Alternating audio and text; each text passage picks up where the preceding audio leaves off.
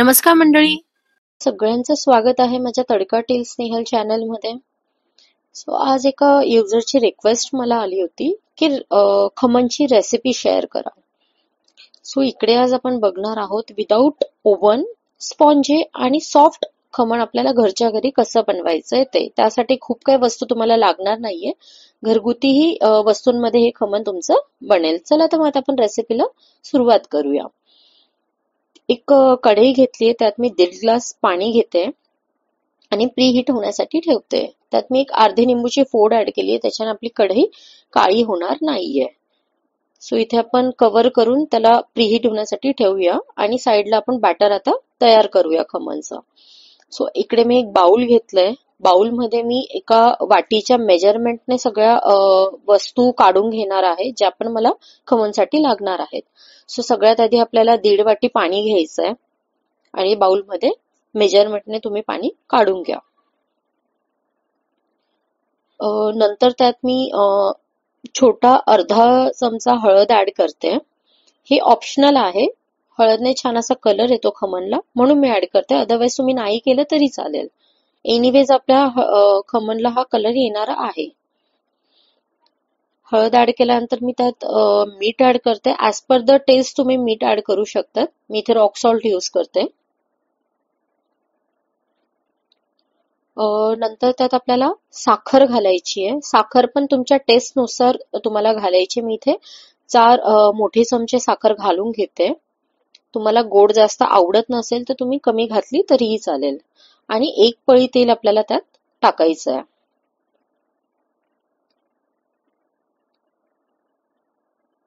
नंतर त्यात आपण सॅट्रिक ऍसिड ऍड करतोय. हे तुम्हाला 1 चमचा घ्यायचंय. चमच्याचं माप मी तुम्हाला दाखवलंय की किती असलं पाहिजे.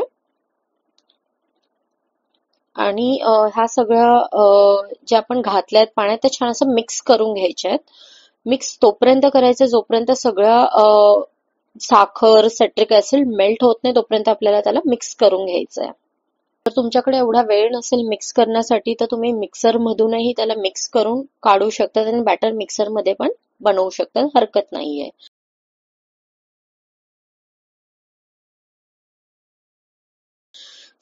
सेम वाटीच्या मदतीने आता आपण पिठाचं प्रमाण चेक करतोय की किती आपण घेणार आहोत. इथे मी 1.5 वाटीला थोडं जास्त असं बेसन पीठ यूज करते.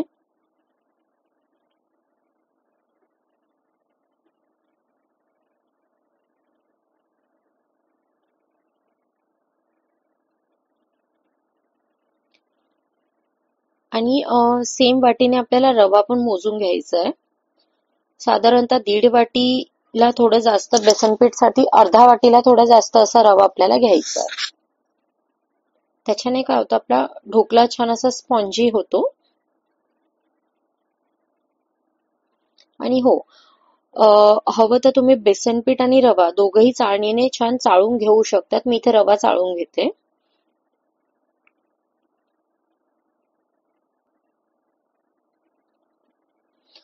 हे पण आता आपल्याला छान मिक्स करून घ्यायचंय. मेक शुअर की कुठले लम्स राहायला नको. बॅटरची कन्सिस्टन्सी तुम्ही बघू शकतात. सेम कन्सिस्टन्सीचं बॅटर तुम्हाला पण बनवायचं आहे. समजा पाणी कमी झालं असेल तर हरकत नाही, आपण नंतर परत पाणी ऍड करणार आहोत. इकडे आपल्याला आता कव्हर करून घ्यायचंय. बॅटरला एक 5 ते 7 मिनिटासाठी आपण कव्हर करून बाजूला ठेवूयात. ते सेट होईल तोपर्यंत आपण तडक्याची तयारी करूया. तडक्यासाठी मी इथे 4-5 मिरची, हिरवी मिरची घेतलीये. त्यानंतर कढीपत्ता घेतलाय, कोथिंबीर घेतलीये आणि थोडी तीळ पण घेतलीये. मी मिरचीला तुकड्यांमध्ये करून घेते. तुम्हाला हवं असेल तुम्ही अख्खी मिरची टाकू शकता किंवा मिरचीचं मध्यभागी पोट फोडूनही तुम्ही टाकू शकता, त्यामुळे टेस्ट छान येते. मी इकडे मिरची आता 2 तुकड्यांमध्ये डिवाइड करून घेतलीये. साईडला आपण आता आधी तडक्यासाठी एका पॅन मध्ये तेल घेऊया. तडका पॅन मध्ये मी 1 पळी तेल घेतलंय.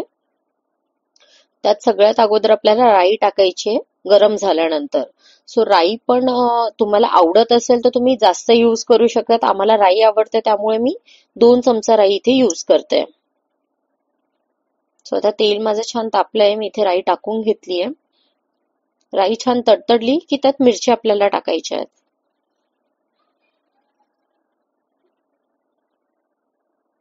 इथे कढीपत्ता आणि मिरच्या दोघं पण मी टाकून घेतलंय, छान तडतडू दिलंय. वरतून आपल्याला तीळ टाकायची आहे. तीळ तडतडली की कोथिंबीर ऍड करायची आहे आणि हे छान असं एका चमच्याने मिक्स करून घ्या. साठी 1 मिनिटासाठी तुम्ही त्याला फ्राय करून घ्या आणि तडक्याचं गॅस बंद केला तरी चालेल. त्याला थंड होण्यासाठी आपण आता साईडला ठेवूया. तोपर्यंत आपलं बॅटर पण सेट झालंय. बघूयात आपण बॅटर. बघू शकता बॅटर छान असं सेट झालंय.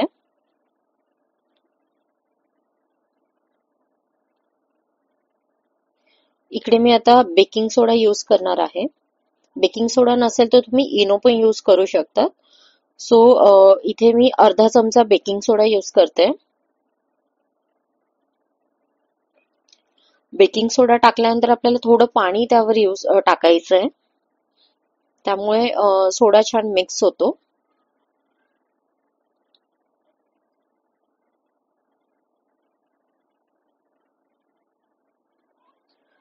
पाणी टाकल्यानंतर आपलं जे खमणचं बॅटर आहे त्याला छान फेटून घ्यायचंय. जेवढं तुम्ही जास्त फेटणार तेवढं छान तुमचं खमण बनणार आहे आणि तेवढं छान असं स्पॉन्जी बनणार आहे. सो बॅटरच्या कन्सिस्टन्सी नुसार तुम्हाला पाणी ऍड करायचंय. इथे छान मी असं फेटून घेतलंय. बघू शकता तुम्ही कन्सिस्टन्सी त्याची.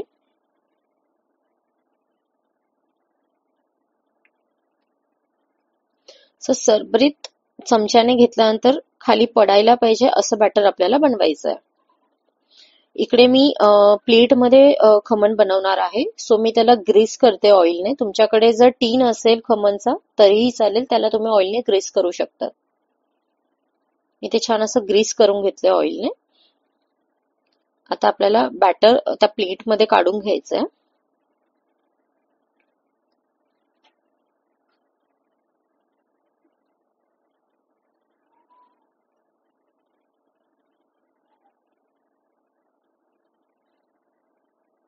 बघू शकता किती छान हलकं असं आपलं बॅटर झालंय.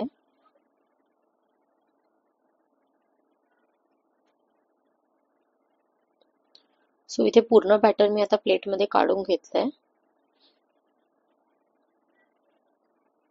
आपण जी कढई आता प्रीहीट साठी ठेवली होती ती आपण बघूया. छान असं प्रीहीट झाली असेल.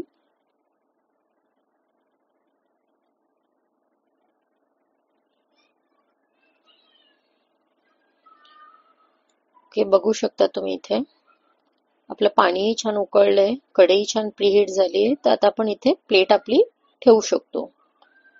मी इथे आता प्लेट ठेवून घेते खमणची. छान तिला सेट केली आहे. चारी बाजूने तिला प्रॉपर सेट करायची आहे. तुमच्याकडे स्टीमर असेल तर स्टीमर मध्ये तर अतिशय छान खमण बनतं. प्लेट ठेवल्यानंतर आपल्याला कव्हर करायचं आहे त्याला आणि जर तुमच्याकडे कुठली हेवी वस्तू असेल तर त्यावर टाका. त्यामुळे आपलं स्टीम छान होणार आहे. मी इथे पोळपाट यूज करते. सो 20 मिनिटं आपल्याला स्टीम होऊ द्यायचंय खमणला. 20 मिनिटानंतर एकदा चेक करा.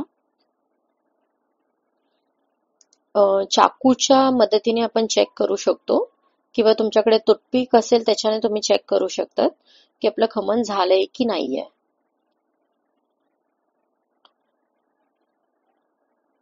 सो इथे मी चेक करते. सो चाकूला कुठलंही खमणचं हे लागलेलं नाहीये. सो इकडे खमण आपलं रेडी झालंय. त्याला मी इकडे काढून घेते साईडला.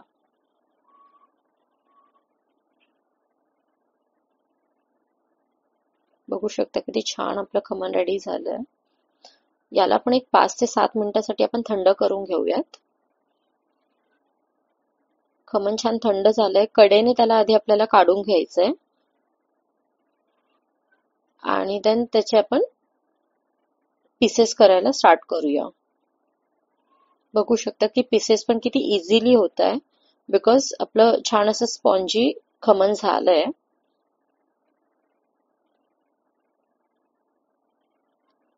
इकडे मी सगळे पीसेस करून घेतले. आता आपण यावर तडका ऍड करायचा आहे. जो तडका आपण थंड होण्यासाठी ठेवलाय.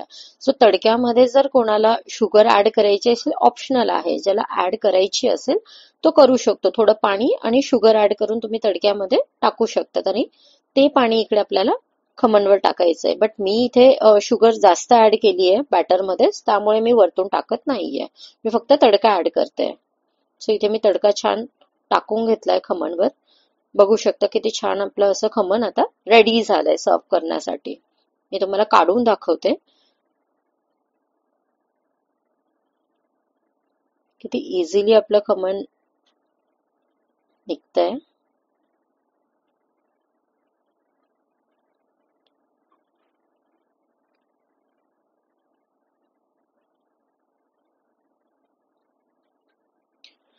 बघू शकतात किती स्पॉन्जी खमण झालंय, किती सॉफ्ट आहे. टेक्स्चरही बघू शकता तुम्ही खमणचं किती छान आलंय. Khaman is ready now to serve. Garnishing साठी थोडी कोथिंबीर आणि थोडं सुकं खोबरं, ओलं खोबऱ्याचा किस तुम्ही घालू शकता. ग्रीन चटणी सोबत सर्व करा. सो कसा वाटलं माझं खमण विदाऊट ओव्हन, मला नक्की कमेंट्स मध्ये कळवा. माझ्या चॅनलला लाईक, शेअर आणि सबस्क्राईब करायला विसरू नका. अशाच नवीन नवीन रेसिपीजसाठी बेल आयकॉनवर क्लिक करा आणि कुठल्या तुमच्या रिक्वेस्ट असतील मला DM नक्की करा. थँक्यू.